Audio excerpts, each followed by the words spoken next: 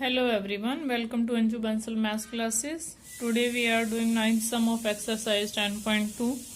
In the given figure is given in the book.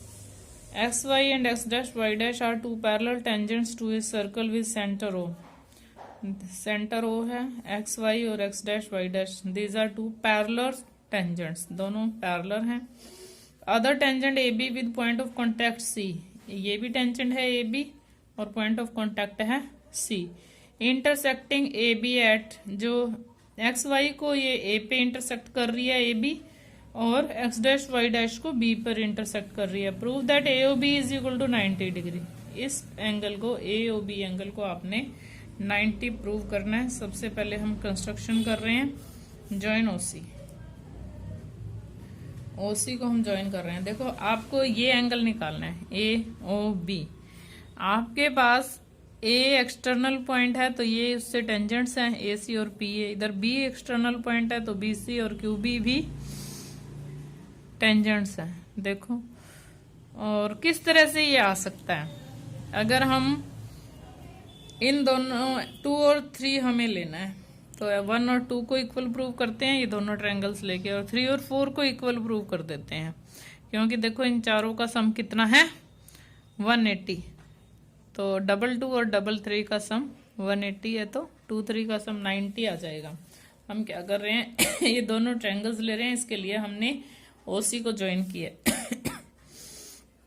मेरा थोड़ा सा आज गला खराब है.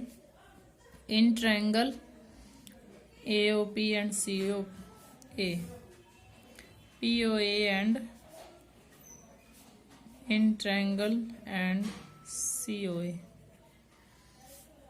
OA AC is equal to PA, AP is equal to AC. Why? Tangents drawn from external point. Tangents from external point. और OP equal to OC. Why? Radius हैं दोनों ही. OA equal to OA common है. Therefore, triangle POA is congruent to triangle COA. SSS congruency.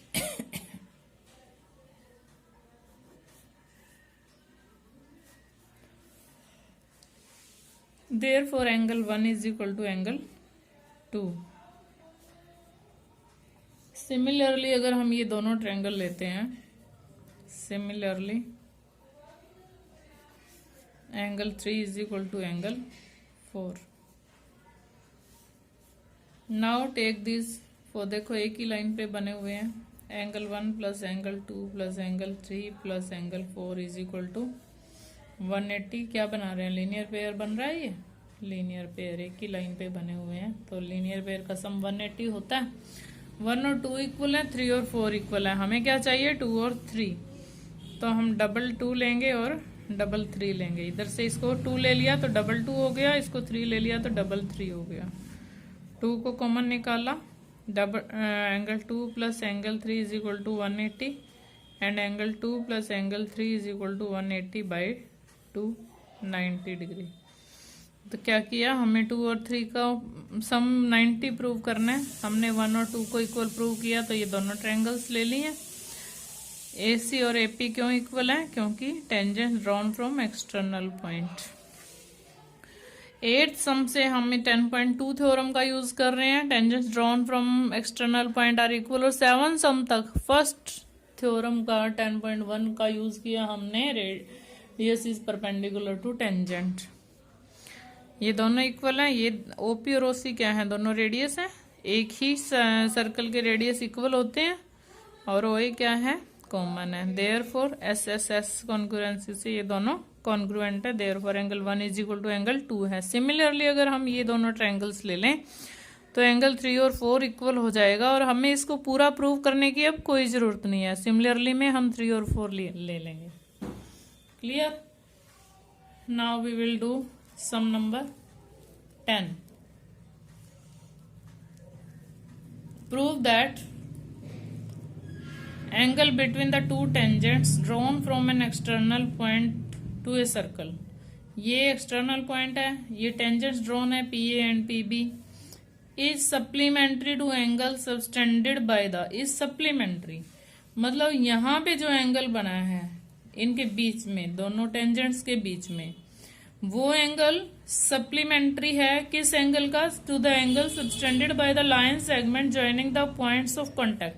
ये दोनों point of contact हैं ए और B, उनको अगर आप सेंटर से ज्वाइन कर दो तो इस तरह से जो सामने एंगल बनेगा एट द सेंटर, ये दोनों का सम 180 है। सप्लीमेंट्री मीन्स इन दोनों का सम, जिन दोनों एंगल्स का सम 180 होता है।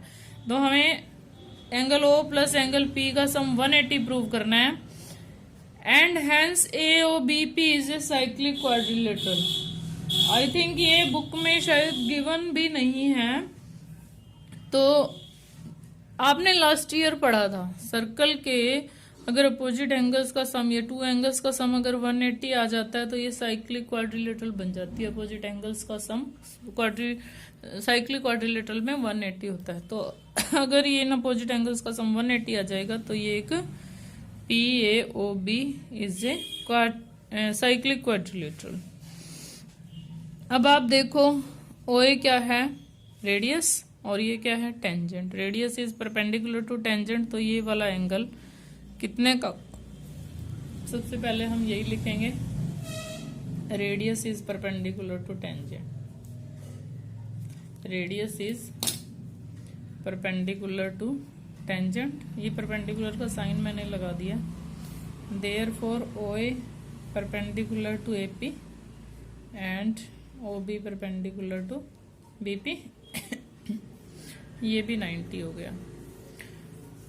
देयरफॉर एंगल 1 ये पूरा और ये angle 2, angle 1 is equal to angle 2 is equal to 90 90 दोनों।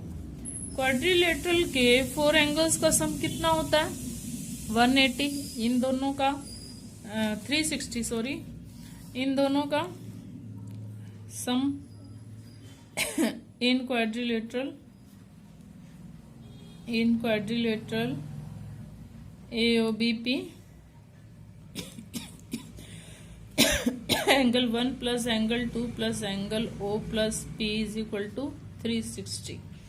4 एंगल्स का सम 360 होता है। This is 90 degree, this is 90 degree.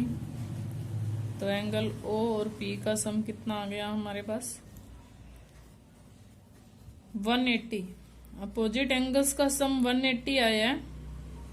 ये जो 90 90 उधर जाके 180 को हमने माइनस कर दिया। Sum of opposite angles, sum of opposite angles is 180. Therefore OABP is a cyclic quadrilateral। इसलिए ये एक साइक्लिक क्वाड्रिलेटरल है। आपको कुछ 9th का याद आ रहा होगा, अब आपने साइक्लिक क्वाड्रिलेटरल प्रूव किया था।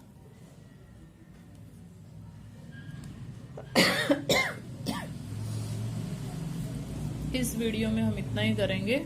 नेक्स्ट थ्योरम नेक्स्ट वीडियो में करेंगे। Thanks and have a nice day. Like share and subscribe.